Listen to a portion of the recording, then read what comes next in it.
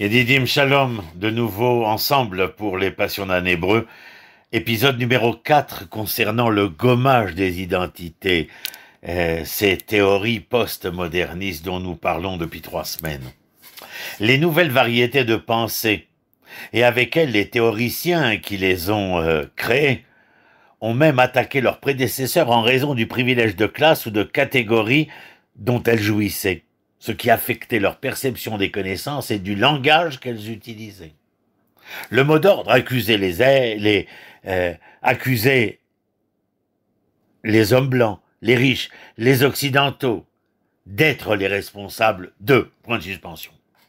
Si les théoriciens originaux regardaient simplement la société et jouaient avec les théories et les mots, les nouveaux théoriciens en venaient à la changer, la société. Et si l'injustice sociale est causée par la légitimation de certaines formes de discours, ont-ils dit, ces formes de discours devraient être délégitimées et remplacées par de meilleures formulations.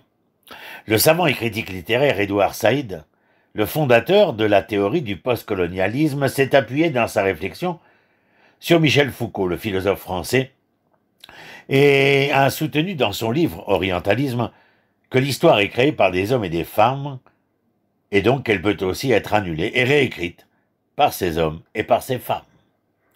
Marie Fowlby, historienne féministe, a adapté les théories postmodernes à des fins militantes lorsqu'elle a proposé une boîte à outils, mettons-le entre guillemets, féministe contenant des techniques déconstructives pour démanteler les rôles de genre patriarcaux dans la société. Et puis la célèbre Judith Butler, peut-être la militante la plus connue de tous, s'est appuyée, elle également, sur Foucault, mais aussi sur Jacques Derrida, pour développer la théorie dont nous avions parlé la semaine dernière, la théorie queer, dans son ouvrage de 1990, Les troubles du genre.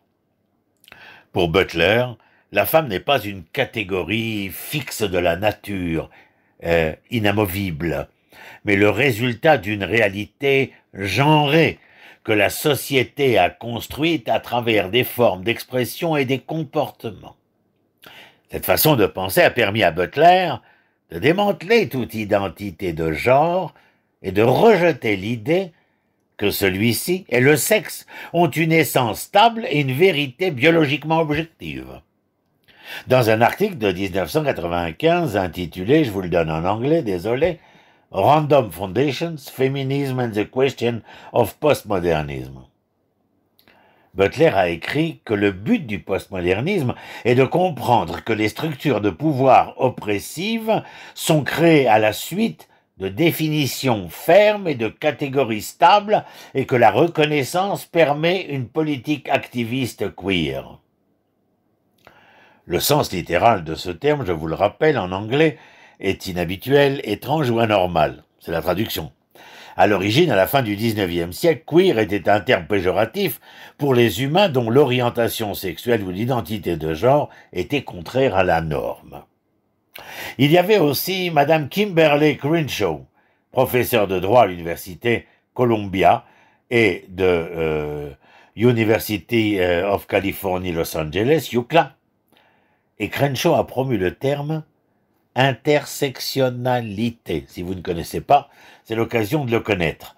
Elle a promu ce terme en 1989 et l'a développé dans un article qu'elle a publié 2 ans plus tard, donc en 91. Crossroads, c'est la traduction en anglais, a poussé l'idée de politique identitaire un peu plus loin et a examiné les nœuds complexes auxquels les personnes appartenant à 2 ou plusieurs catégories d'identité subissent l'oppression. Pensez à une personne se tenant à un carrefour entre 2 rues et heurtée par une voiture venant d'une certaine direction ou par 2 voitures venant de directions différentes sans pouvoir remarquer celle qui l'a frappée. De même, une personne qui appartient à 2 ou plusieurs catégories identitaires, selon Madame Crenshaw, aurait du mal à dire à partir de laquelle d'entre elles elle subit une discrimination à un moment donné et dans quelle direction, dans quel sens. On peut dire que l'intersectionnalité a ajouté des couches sur des couches de complexité à ce qu'elle appelle la matrice de contrôle dans la société.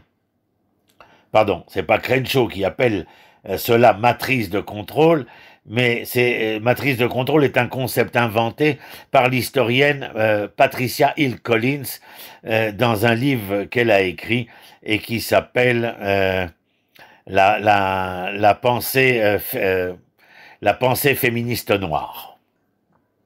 Black Feminist Thought. Dans la matrice de contrôle figuraient la race, le sexe, le genre et le statut, l'âge et la foi, et même les Juifs et l'État d'Israël, entendez mes amis. Selon le philosophe Balázs Berkovits, qui a étudié la réémergence du problème juif à l'ère contemporaine, parce que les Juifs israéliens, entendez bien, ne sont plus perçus comme un peuple ayant le statut de groupe discriminé. Les voilà parvenus au sein de la deuxième catégorie potentielle, celle, entendez bien, des Blancs oppresseurs. Ils sont perçus comme des agents d'oppression guidés par la soi-disant idéologie raciste du sionisme.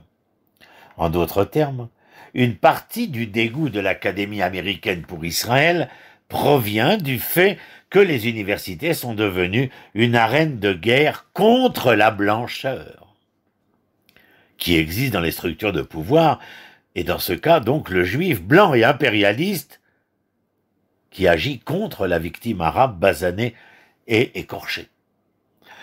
Israël occupe les classes structurelles de blancheur dans la hiérarchie raciale du Moyen-Orient, écrit le professeur David Theo Goldberg, théoricien racial à l'Université de Californie à Irvine, dans un livre qu'il intitule The Rise Street.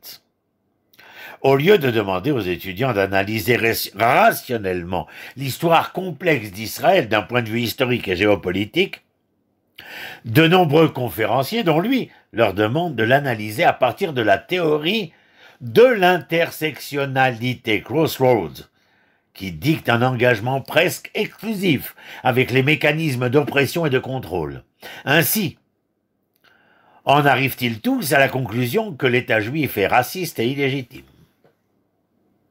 En conclusion, on peut dire en général que les théories activistes créées dans la troisième vague des années 90 soutenaient que, parce que l'homme blanc occidental a créé une structure culturelle de coercition et de discrimination qui lui profite, la façon de contester cela et de changer cette situation est de donner un pouvoir accru aux groupes marginalisés. Point barre.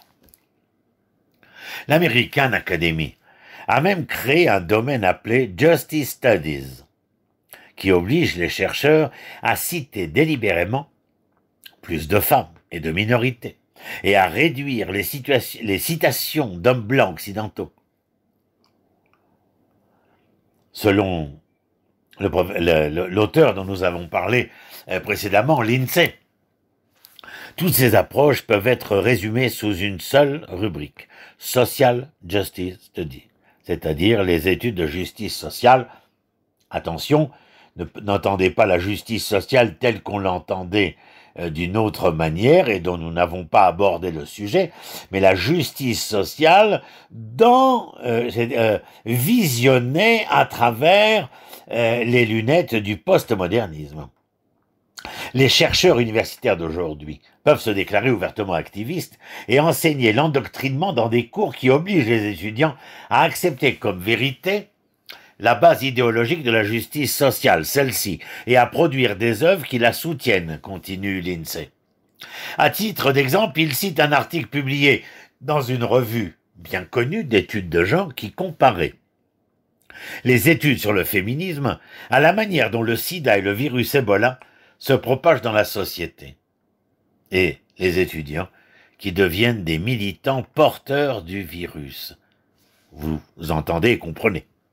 Enseigner, aujourd'hui, est censé être un acte politique, et un seul type de politique est acceptable, une politique des identités définies selon les théories de la justice sociale postmoderniste, écrit-il. Lorsque le Parti communiste chinois a pris le pouvoir en Chine en 1949, la première chose qu'il a faite a été de détruire systématiquement et progressivement la culture traditionnelle chinoise est de s'opposer aux valeurs et vérités universelles. Ce pouvoir savait que s'il faisait cela, il lui serait plus facile d'amener les gens à accepter son autorité, son idéologie. L'une des premières choses qu'il fit a été de changer la façon dont les Chinois s'approchent les uns des autres. On les a forcés à utiliser des expressions sans genre telles que « aimant » au lieu de mari et femme, et camarade au lieu de monsieur et madame. Même les enfants étaient appelés jeunes camarades. Lorsque la révolution culturelle officielle est arrivée au milieu des années 60, Mao Tse-tung a annoncé que les femmes avaient été libérées. Les femmes s'habillaient comme des hommes, parlaient comme des hommes et se battaient comme des hommes. Ceux qui ont essayé de donner un look féminin et de beauté ont été sévèrement critiqués. Les talons hauts étaient coupés, les cheveux longs coupés ou froncés. L'uniforme militaire de Mao était parfois l'uniforme des hommes, des femmes et des enfants. C'était une société qui n'obscurcissait pas les différences entre les sexes, non seulement dans la langue, mais aussi dans l'apparence.